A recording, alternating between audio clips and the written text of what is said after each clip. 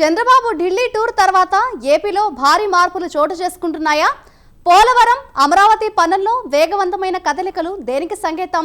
BPCL లాంటి మరిన్ని భారీ పరిశ్రమలు త్వరలోనే ఏపీకి క్యూ కట్టనున్నాయా? రాష్ట్రాన్ని గాడిన పెట్టేందుకు కూటమి సర్కార్ వేస్తున్న అడుగులు పెద్ద ఎత్తున ఉద్యోగ ఉపాధి అవకాశాలను కల్పించనున్నాయా?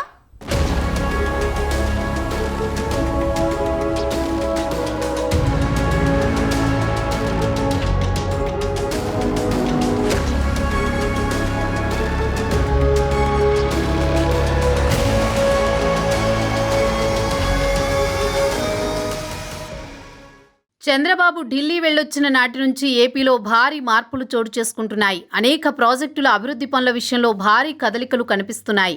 అటు పెట్టుబడులు సైతం భారీగా తరలివచ్చే సంకేతాలు కనిపిస్తున్నాయి. సీఎం చంద్రబాబును పలువురు విదేశీ కంపెనీల బృందాలు కలుస్తున్నాయి. పెట్టుబడుల ప్రతిపాదనలతో వస్తున్నాయి. వియత్నాంకు చెందిన ప్రముఖ ఆటోమొబైల్ సంస్థ విన్ఫాస్ట్ ఏపీలో ప్లాంట్ పెట్టేందుకు ఆసక్తితో ఉంది. ఆ కంపెనీ ప్రతినిధులు చంద్రబాబును కలిశారు. భూమి, మౌలిక సదుపాయాలు కల్పిస్తామని, పెట్టుబడుల ప్రతిపాదనలతో రావాలని చంద్రబాబు కోరారు. విన్ఫాస్ట్ వియత్నాంకు చెందిన ప్రముఖ ఎలక్ట్రిక్ వాహనాలు, బ్యాటరీల తయారీ సంస్థ. ఏపీలో విద్యుత్ ఆధారిత వాహనాలు, బ్యాటరీల తయారీ పరిశ్రమ స్థాపించాలని విన్ఫాస్ట్ సంస్థ ఆసక్తిగా ఉంది. విన్ఫాస్ట్ నిజానికి తమిళనాడులో ప్లాంట్ పెట్టాలనుకుంది. తుత్తుకుడిలో శంకుస్థాపన కూడా చేశారు. కానీ తర్వాత నిర్మాణం ముందుకు సాగలేదు. ఎలక్ట్రిక్ వాహనాల తయారీలో ఎంతో పేరెన్నికగన్న విన్ఫాస్ట్ భారత్ మార్కెట్పై చాలా కాలంగా కసరత్తు జరుపుతోంది. ఆటోమొబైల్ రంగంలో ఆంధ్రప్రదేశ్కు మంచి బ్రాండ్ నేమ్ ఉంది. కియా కంపెనీ ఉత్పత్తిని రికార్డు స్థాయిలో ప్రారంభమయ్యేలా చేయడంలో అప్పటి చంద్రబాబు ప్రభుత్వం ప్రత్యేక శ్రద్ధ చూపించింది. ఈ క్రమంలో విన్ఫాస్ట్తో కూడా చర్చలు ఫలప్రదంగా ముగిస్తే ప్లాంట్ నిర్మాణానికి ముందుకు వచ్చే అవకాశాలుంటాయని భావిస్తున్నారు. ఇక ప్రభుత్వ రంగంలోని బీపీసీఎల్ కూడా 60,000 కోట్ల పెట్టుబడి ప్రతిపాదనలు చంద్రబాబును కలిశారు. ఈ రెండింటిపై త్వరలో ఒప్పందాలు జరిగే అవకాశం ఉంది. చంద్రబాబు 2014-19 మధ్య పెట్టుబడుల కోసం చేయని ప్రయత్నం లేదు. ఎన్నో కంపెనీలు వచ్చాయి. చాలా కంపెనీలు వచ్చే దశలో జగన్ ప్రభుత్వం వచ్చింది.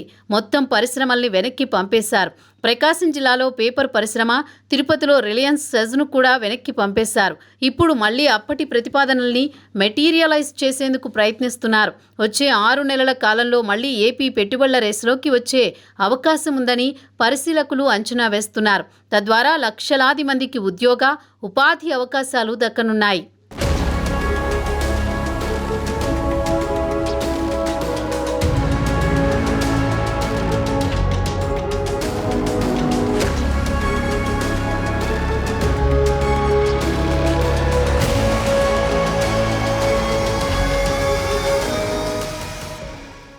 ఏపీలో ప్రభుత్వం మారిన నెల రోజుల్లోనే పెట్టుబడిదారులు పరుగులు పెడుతున్నారు.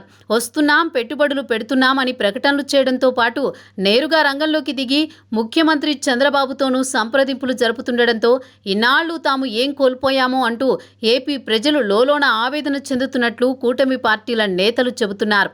ఒక్క బుధవారమే చంద్రబాబుతో 2 కీలక కంపెనీల ప్రతినిధులు భేటీ కావడం అంటే మున్ముందు ఇంకెంతమంది పెట్టుబడిదారులు ముందుకొస్తారో ఊహించుకోవచ్చు. విదేశీ కంపెనీలు సైతం ఏపీకి వస్తుండడంపై నిరుద్యోగులు సైతం తమకు ఉద్యోగాలు రాబోతున్నాయన్న ఆనందంతో ఉన్నారు.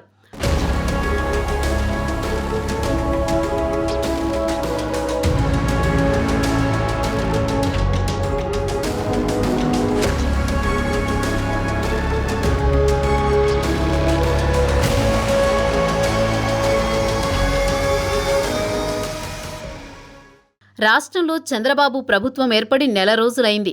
గత నెల 12న ముఖ్యమంత్రిగా ప్రమాణ స్వీకారం చేసిన చంద్రబాబు అధికారాన్ని చేపట్టారు. ఈ నేపథ్యంలో గడిచిన నెల రోజుల్లో ఆయన వేసిన అడుగులు పాజిటివిటీని పెంచాయని చెప్పాలి. వచ్చి రావడంతోనే సహజంగా ఇచ్చిన హామీలన్నీ అమలు చేస్తారని విపక్షం ఎదురుచూసింది. కానీ ఒక్కొక్కటి అమలు చేస్తూ నిదానంగా రాష్ట్ర ఆర్థిక పరిస్థితులను దృష్టిలో పెట్టుకుని అడుగులు వేయడం చంద్రబాబు సీనియారిటీకి అద్దం పట్టింది. అదేవిధంగా రాష్ట్రం అభివృద్ధి చెందుతోంది, దీనికి ప్రభుత్వం అడుగులు వేస్తోంది అనే స్పష్టమైన సూచనలను ఆయన పంపించారు. వచ్చి రావడంతోనే పోలవరంలో పర్యటించారు. పోలవరం సమస్యలపై కేంద్రానికి నివేదిక ఇచ్చారు. అంతర్జాతీయ నిపుణుల బృందాన్ని తీసుకొచ్చారు. పరిశీలన చేయిస్తున్నారు. తద్వారా పోలవరం ప్రాజెక్టు పూర్తి చేయడానికి తమ ప్రభుత్వం కట్టుబడి ఉందన్న సంకేతాలను ప్రజల్లోకి బలంగా పంపించగలిగారు. అనంతరం అమరావతి రాజధానిలో పర్యటించారు. అమరావతి ప్రాజెక్టు ఎప్పటికి పూర్తవుతుంది, ఏం చెయ్యాలి అనేది సమీక్షించారు. ప్రజలకు శ్వేతపత్రం విడుదల చేశారు. అదేవిధంగా పెట్టుబడిదారులను ఆహ్వానిస్తున్నట్లు ప్రకటించారు. కేంద్రానికి కూడా నివేదికలు సమర్పించారు. అమరావతికి సాయం చేయాలంటూ కేంద్ర ప్రభుత్వం నిధులు ఇవ్వాలంటూ ఆయన అర్జీలు పెట్టుకున్నారు. తద్వారా చంద్రబాబు వస్తే అభివృద్ధి జరుగుతుంది అన్న సంకేతాలను బలంగా పంపించగలిగారు. అలా ఢిల్లీ వెళ్ళొచ్చారో లేదో ప్రధాన ప్రాజెక్టుల పనుల్లో వేగం పుంజుకుంది.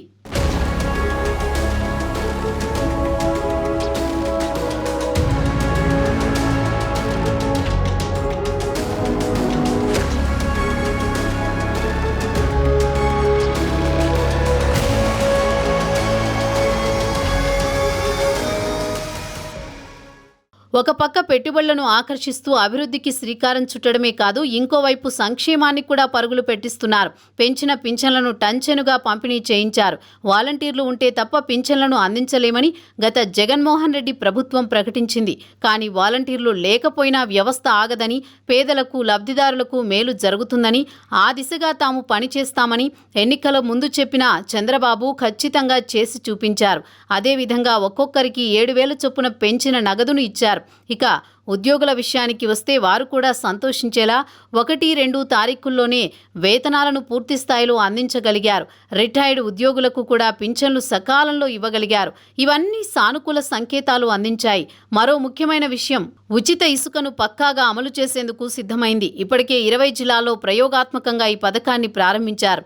తక్కువ ఖర్చుతో కేవలం రవాణా, కూలీ ఛార్జీలు చెల్లించడం ద్వారా ప్రజలకు మెరుగైన విధానంలో ఇసుకను అందించేలా ఏర్పాటు చేశారు. ఇది భవన నిర్మాణ రంగాన్ని, రియల్ ఎస్టేట్ రంగాన్ని, అదేవిధంగా సాధారణ ప్రజలకు కూడా ఊపిరి పీల్చుకునే పరిస్థితిని కల్పించింది. తద్వారా చంద్రబాబు ప్రభుత్వంపై సానుకూల ధోరణి మరింత పెరిగేలా చేసింది. ఈ నెల రోజుల్లో అభివృద్ధి పరంగా, సంక్షేమం పరంగా చంద్రబాబు వేసిన అడుగులు భవిష్యత్తులో రాష్ట్రం ముందుకు వెళుతుంది అనే భావనను సాధారణ ప్రజల నుంచి మేధావుల వరకు కూడా అంగీకరించేలా చేయడం గమనించదగ్గ విషయం.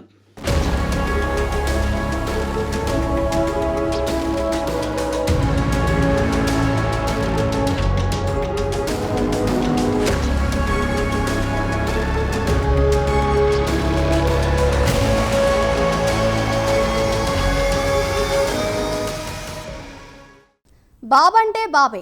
ఆయన సామర్థ్యంపై పెట్టుబడిదారులకు విపరీతమైన నమ్మకం ఉంది. గత ప్రభుత్వం పెట్టుబడిదారులను రానివ్వలేదు. ఆల్రెడీ ఉన్న చాలా కంపెనీలను తరిమేసింది. జే ట్యాక్స్ కట్టలేక చాలా మంది ఏపీని వీడారని అప్పట్లో టీడీపీ ఆరోపించింది. అయితే ఇప్పుడు బాబు సీఎంగా ఉండటంతో రాష్ట్రానికి పెట్టుబడులు వెల్లువల్లా వస్తాయని కూటమి నేతలు చెబుతున్నారు. కంపెనీలకు కావాల్సిన స్థలాలు, రాయితీలు, ప్రోత్సాహకాలు ఇచ్చి మరీ పారిశ్రామికవేత్తలను ఆకర్షించడం చంద్రబాబుకు వెన్నతో పెట్టిన విద్య. సపోర్ట్ చేసే ప్రభుత్వాలు ఉంటే పెట్టుబడిదారులు పరిశ్రమలు పెట్టేందుకు ముందుకొస్తారు. జలగల్లా కమిషన్లు పీక్కు తినే ప్రభుత్వాలున్నప్పుడు ఉన్న కంపెనీలు కూడా పారిపోతాయని టీడీపీ అంటోంది. మరి తిరిగి రాష్ట్రాన్ని గాడిన పెట్టేందుకు బాబు, పవన్ ఏం చేయబోతున్నారు? రాష్ట్రానికి గుండెకాయ లాంటి రాజధానిపై ఫుల్ ఫోకస్ పెట్టబోతున్నారా? స్పెషల్ ప్యాకేజీతో పాటు స్పెషల్ స్టేటస్ కూడా సాధించబోతున్నారా? అందుకు కేంద్రం సైతం సుఖంగానే ఉందా?